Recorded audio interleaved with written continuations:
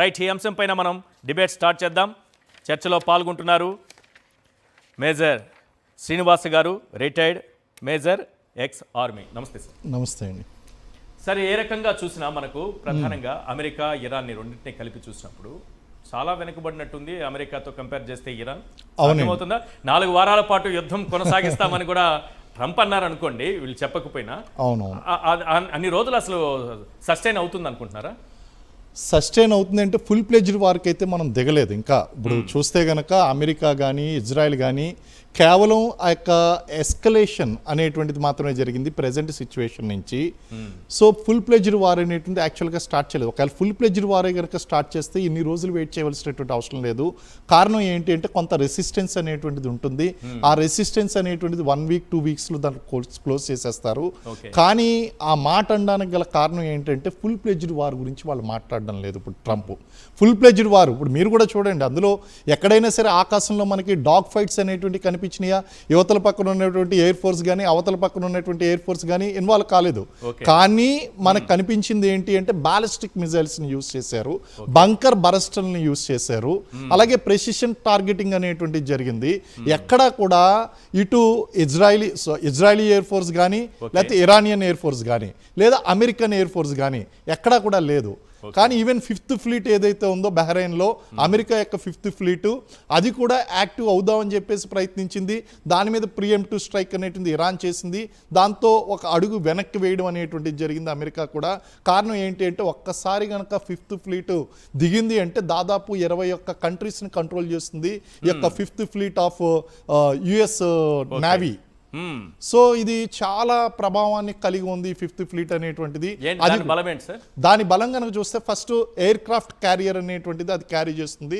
సుమారు ఒక 25 to 40 vessels అనేటువంటివి దాంతో పాటు ఉంటాయి.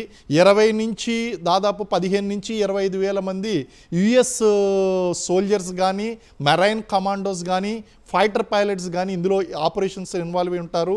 అందులో ఇది కేవలం ఆ యొక్క మెరైన్ ఫోర్సెస్ మాత్రమే కాదు, ఇక్కడ కంప్లీట్ ఈ ఫ్లీట్ అనేటువంటిది సూయస్ కెనాల్ని, హార్ముజ్ జలసంధిని, వీటినన్నిటినీ కూడా కంట్రోల్ చేస్తూ మధ్యప్రాచ్యంలో ఇది యాక్చువల్గా ఈ 5th ఫ్లీట్ అనేటువంటిది ఎందుకు వచ్చింది అంటే మనకి 1995లో ఆఫ్ఘనిస్తాన్ని, ఇజ్రాయెల్ని, అలాగే ఇరాన్, ఇరాక్ని వీటిని కంట్రోల్ చేయడం కోసం వచ్చినటువంటి ఈ యొక్క 5th ఫ్లీట్ ఇప్పుడు 21 కంట్రీస్ని కంట్రోల్ చేస్తుందండి. సో అది ఇంకా ఫుల్ ప్లెజ్డ్గా వార్లోకి దిగలేదు. సో మనం ఏంటి అంటే వారకు ముందు జరిగేటువంటి ఎస్కలేషన్ మ్యాట్రిక్స్ అనేటువంటివి నడుస్తున్నాయి. ఒకరి బలాల్ని ఒకరు స్ట్రైక్ చేసుకుంటున్నారు. కానీ కంప్లీట్ ఎయిర్ ఫోర్స్ అనేటువంటిది ఇజ్రాయలీ ఎయిర్ ఫోర్స్ రంగంలో దిగలేదు, ఇరానియన్ ఎయిర్ ఫోర్స్ రంగంలో దిగలేదు, అమెరికన్ ఎయిర్ ఫోర్స్ కూడా మనకి అదంతా ఎందుకంటే బాంబర్స్, B-2 బాంబర్స్ ఏదైతే ఉన్నాయో అవి కూడా సిద్ధంగా ఉన్నాయి తప్ప యాక్చువల్గా రంగంలో దిగలేదు. వాళ్ళ టార్గెట్ ఏంటి అంటే అక్కడ వెనుజులాలో ఉన్నటువంటి అధ్యక్షుడు భార్యతో సహా కిడ్నాప్ చేయగలిగారు. ఇక్కడ ఇతన్ని కిడ్నాప్ చేసేటువంటి పరిస్థితులు లేవు కాబట్టి ఎలిమినేట్ చేయాలి అంటే ఏం చేయాలి? టెక్నాలజీని వాడాలి, ఇంటెలిజెన్స్ నెట్వర్క్ వాడాలి, ప్రెసిషన్ టార్గెటింగ్ చేయాలి. దాదాపు 30 బంకర్ బరస్టర్ మిజైల్స్ ఏదైతే ఉన్నాయో వాటిని యూజ్ చేసి ఆ యొక్క ఖమేనీని అంతం చేయడం అనేటువంటి జరిగిందండి. సో ఆయన యొక్క ఉద్దేశం ఏంటి అంటే అతనికి అనుకూలమైనటువంటి నాయకత్వాన్ని ఏ రకంగా అన్నా సరే ఇక్కడికి తీసుకుని రావాలి.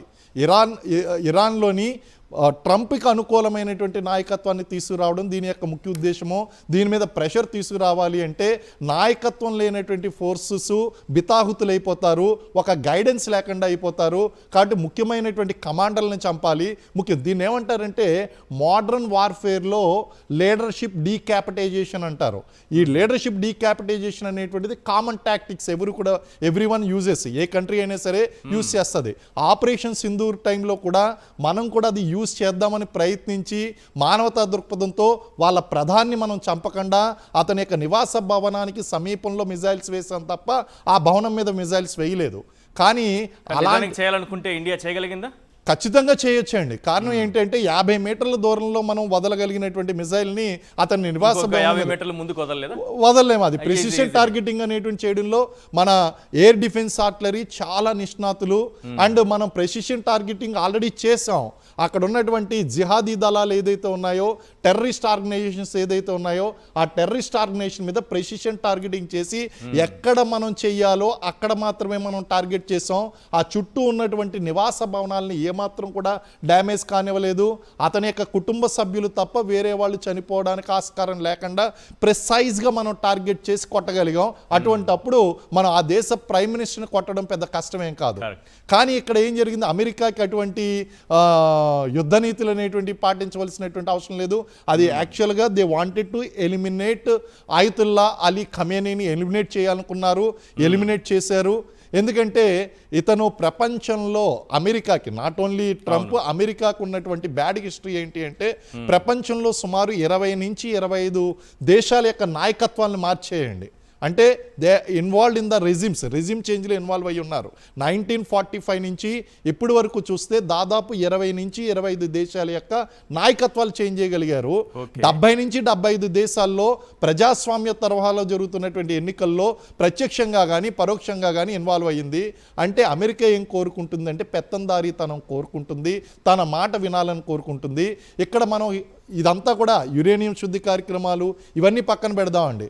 ఒక్కటే ఒక్క ప్రశ్న, అసలు వెనుజులాలో ఆయిల్ రిసోర్సెస్ లేకపోతే గనక ఆ దేశంలో ఉన్నటువంటి అధ్యక్షుడు చేస్తున్నటువంటి అరాచక పాలన గురించి నువ్వు గొంతెత్తుతావా? నీ యొక్క ఇంట్రెస్ట్, ఇండియన్ ఇంట్రెస్ట్ ఏంటి? అదేవిధంగా ఈరోజు ఖమేనీ చేసినటువంటి అరాచక పాలన ఏదైతే ఉందో, అక్కడ ఉన్నటువంటి ప్రజలే, ఆయన చనిపోతే సంబరాలు చేసుకున్నటువంటి ప్రజలు కూడా అక్కడ ఉన్నారు. అక్కడ నియంతృత్వ పాలన అనేటువంటి అక్కడ కూడా కొనసాగింది. అక్కడ కూడా ఆయిల్ అనేటువంటిది ఉంది. ఎక్కడ ఆయిల్ ఉందో అక్కడ అమెరికా ఇన్వాల్వ్ అవుతుంది. ప్రతి దేశంలోనూ కూడా వాళ్ళ రిప్రజెంటేషన్స్ అనేటువంటివి ఉండాలి అని చూసుకుంటున్నారు. కార్యక్రమం చేస్తోంది ఇరాన్ అన్నది ఒక పైకి కనిపించే ఏదో ఒక కారణంగా దిఖానే కా దాన్ తలగ్గే, ఖానే కా దాన్ తలగ్గే. సో పైకి చూపించేది ఏంటి అంటే ఇది ప్రపంచానికి ముప్పుగా వాటిల్తుంది. There is no fact, there is no doubt about it, undebatable. ఎందుకంటే పిచ్చోడి చేతిలో రాయి ఉన్నట్టు. అంటే మనకు అన్ని దేశాల్లోనూ అణువాయుధాలు ఉన్నాయండి, కానీ ఇరాన్ చేతిలో అణువాయుధం ఉండడం అనేటువంటిది చాలా డేంజరస్ సిచ్యువేషన్. ఒక ఫెనటిక్ నేషన్ గా ఉంది. లేదంటుంది కదా తను, లేదు అంటుంది. కానీ ఆ ఫార్ములా గనక మీరు చూసినట్లయితే ఇప్పుడు భారతదేశంలో కూడా అణువాయుధాలు లేవే.